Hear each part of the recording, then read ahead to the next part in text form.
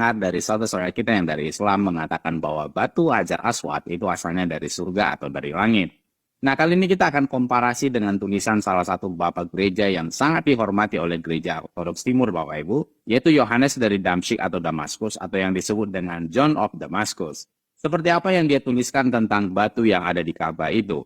Nah, John of Damascus menuliskan bahwa batu yang dicium di Ka'bah adalah kepala Afrodit atau Dewi Cinta. Nah, kita lihat dulu Bapak Ibu, siapa John of Damascus itu. Di dalam literatur ini, John of Damascus lahir dari keluarga bangsawan. Dia orang Arab tetapi memeluk agama Kristen. Dia lahir sekitar tahun 650.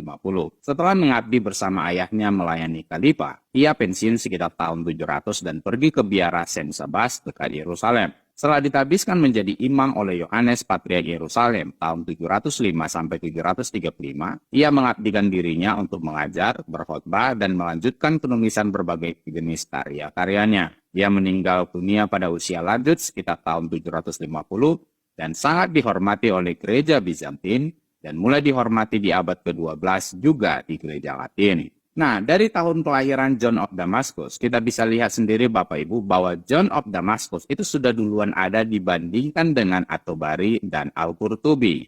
Nah, At-Tabari dan Al-Qurtubi adalah penulis tafsir Quran yang sangat terkenal yang buku-bukunya ada di dalam perpustakaan kita ini Bapak Ibu. Tafsir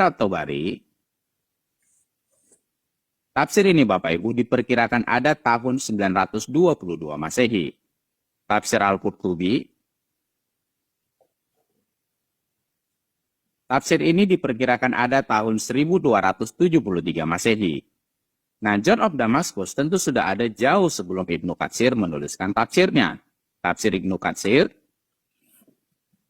ini diperkirakan ada tahun 1370 Masehi, Bapak Ibu.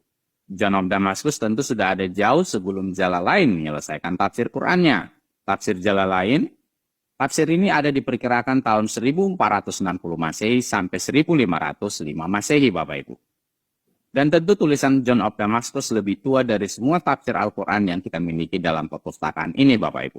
Nah, seperti apa yang dituliskan oleh John of Damascus tentang batu Hajar Aswad yang dicium di Ka'bah itu, Bapak Ibu?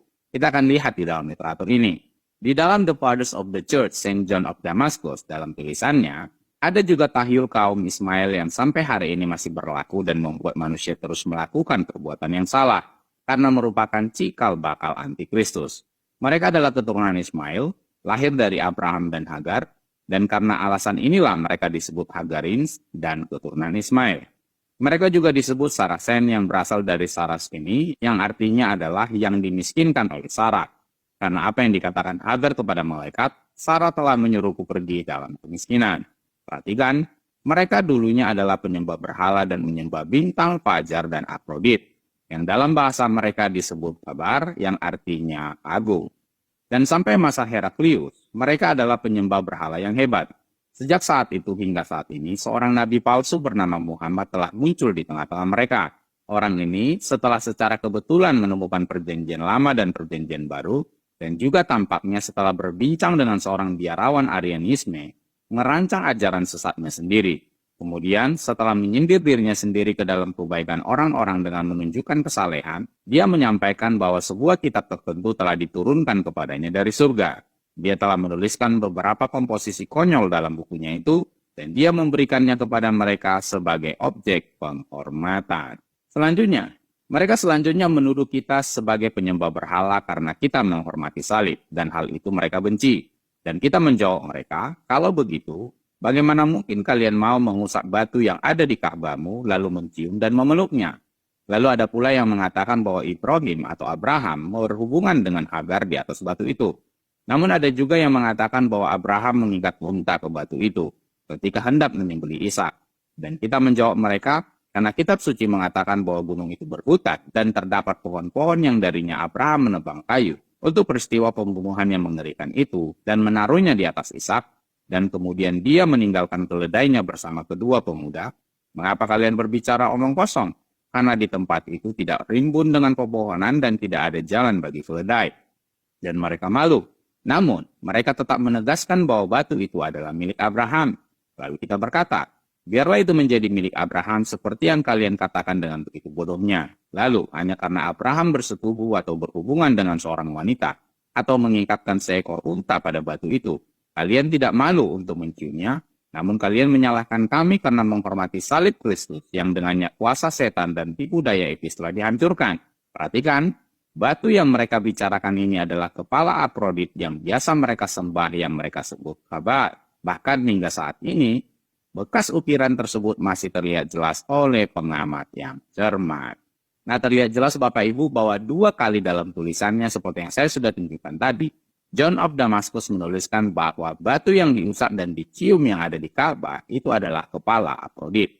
Nah, siapa Afrodit? Kita dibantu oleh literatur ini. Di dalam Ligius Encyclopedia, Afrodit adalah nama Yunani, dewi cinta. Di kalangan orang timur ini berhubungan dengan kecanduan seksualitas. Dan Afrodit dipuja dalam berbagai bentuk dan figur. Jadi Afrodit itu adalah dewi cinta Bapak Ibu. Nah, jadi John of Damascus menuliskan bahwa batu yang diusap, dicium dan dipeluk di Ka'bah adalah kepala Afrodit.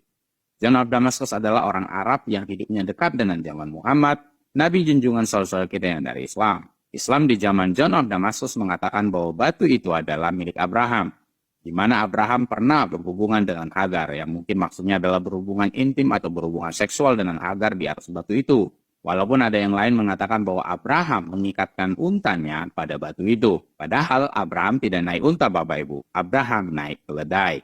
Ketika orang Islam menyalahkan orang Kristen dengan salibnya, John of Damascus menyatakan Islam juga tidak malu mencium batu yang mana Abraham berhubungan intim dengan Hagar di atas batu itu. Nah, ini adalah sebuah statement yang bersifat apologetik Bapak Ibu terhadap tuduhan Islam kepada orang Kristen di zaman John of Damascus. Yang mana pada zaman itu daerah John of Damascus dikuasai oleh Islam. Nah, bagaimana respon Anda tentang batu Hajar Aswad yang dicium dan dipeluk oleh saudara kita yang dari Islam, yang ternyata itu adalah kepala Afrodit atau kepala Dewi Cinta yang disampaikan oleh John of Damascus yang hidupnya berdekatan dengan zaman Muhammad?